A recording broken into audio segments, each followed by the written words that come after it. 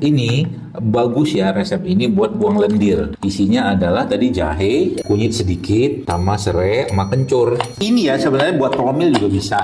Oke. Buat lancarin head juga bisa, buat bersihin paru juga bisa, buat kanker juga bisa, buat lancarin darah juga bisa, buat BAB lancar bisa. Coba model ini doang. Tapi yang paling penting apa? Ini juga bisa ngikat racun-racun dalam tubuh kita.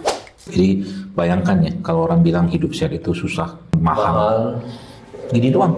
Sedotannya pun bisa kita pakai. Oh,